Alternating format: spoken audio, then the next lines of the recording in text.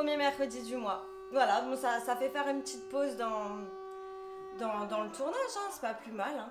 C'est pas plus mal. Namina, donc j'espère que vous allez toutes et toutes très bien.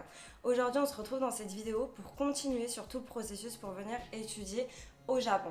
Donc la première vidéo que j'avais faite concernait sur comment choisir son école, et une fois que vous avez choisi l'école, vous allez payer donc des frais de réservation à votre place. Et maintenant on va voir en fin de compte toutes les informations, tous les documents que nous demande l'école pour pouvoir d'une part être accepté, mais également pour pouvoir faire la demande de visa. Avant de rentrer dans le vif du sujet, j'aimerais vous parler du service Gogonion. Donc c'est eux qui m'ont aidé dans tout le processus pour venir étudier au Japon.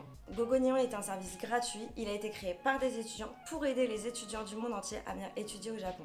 Donc ce sont des personnes qui vont vous aider dans tout le processus pour venir étudier, que ce soit trouver votre école, trouver votre logement, que ce soit pour les assurances, que ce soit pour les abonnements téléphoniques, les pockets Wi-Fi, vont vraiment vous aider dans tout le processus et répondre à toutes vos questions.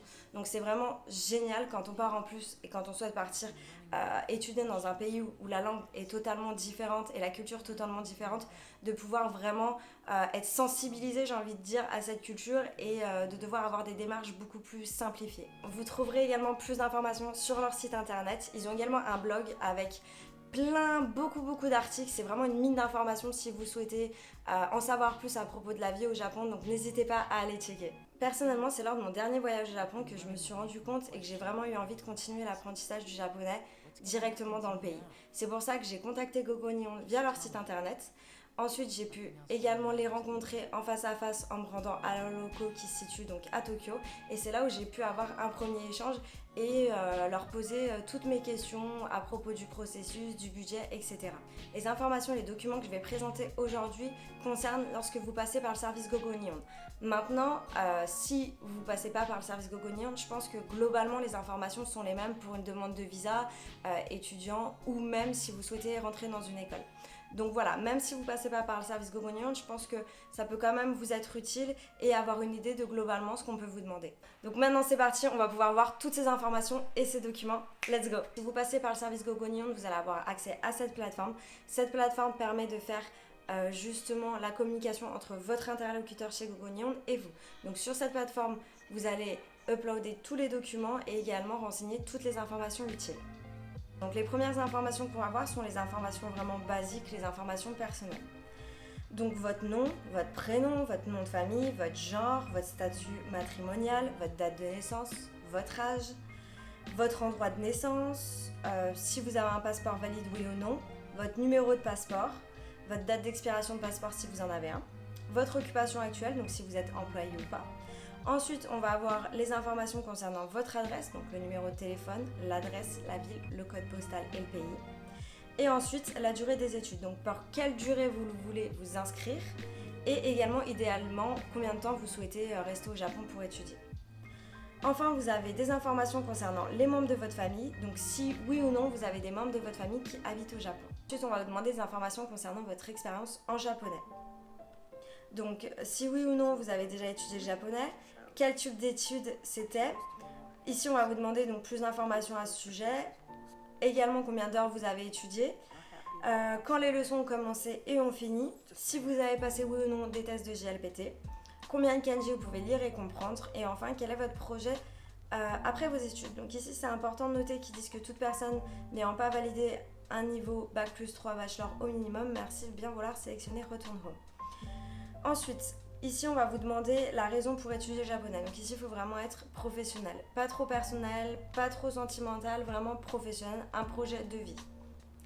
Ensuite, on va vous demander des informations financières. Donc ici, qui finance votre séjour au Japon? Quel est votre revenu annuel? Dans quelle devise? Montant de support financier pour chaque mois, c'est en fait combien vous estimez dépenser chaque mois. Votre moyen d'envoi de l'argent, le nom de l'entreprise actuellement si vous travaillez, votre numéro de téléphone de l'entreprise, la dénomination de l'emploi dans l'entreprise, l'adresse de l'entreprise et la description de l'entreprise. Ensuite, on va vous demander des informations concernant vos visites au Japon, donc les dates d'entrée et de départ, quel était le but, donc si c'était avec visa, en vacances, etc. Et enfin, ici, on va vous demander d'importer la copie du visa si c'était avec visa ou alors le tampon de l'immigration dans votre passeport. Ensuite, concernant également toujours les visites au Japon, on va vous demander si vous avez déjà demandé un visa long terme ou pas. Si oui, lesquels étaient. Si on vous a déjà refusé un visa et également si vous avez un historique judiciaire ou pas au Japon. Maintenant, on va vous demander des informations concernant vos études en partant de la primaire. Donc l'établissement, donc ici c'est école primaire, lycée, etc. Le nom de l'école, l'adresse, combien d'années sont nécessaires pour obtenir le diplôme dans ce type d'école. Combien d'années avez-vous étudié dans cette école et également donc les dates du haut. Ensuite, il demande également donc ici des informations au niveau du redoublement, des années sabbatiques, etc. Donc ici en fait c'est un peu d'expliquer si oui ou non vous avez fait des pauses, si vous avez redoublé et si oui pourquoi. Un autre type d'information qui va être important également c'est tout ce qui est lié à la santé. Donc on va vous demander quel est votre état de santé en ce moment, si vous suivez un traitement ou non. Et si vous prenez également des médicaments sous ordonnance ou non, si oui, lesquels.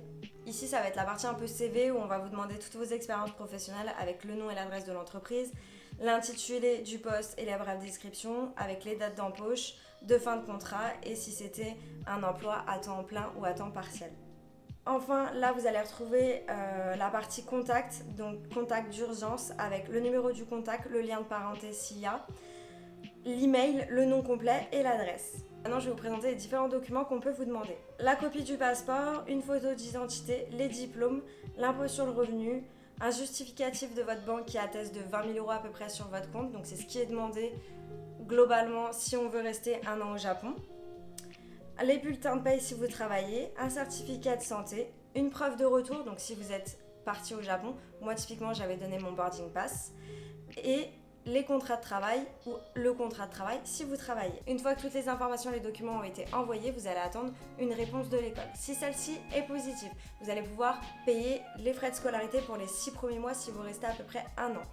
Et ensuite, vous allez pouvoir également réserver votre vol, votre appartement, etc. En tout cas, j'espère que vous avez apprécié la vidéo. N'hésitez pas à mettre un pouce bleu, à vous abonner et également à me suivre sur Instagram, Taline no Sekai. Sur ce, Jane, Kyotsuke!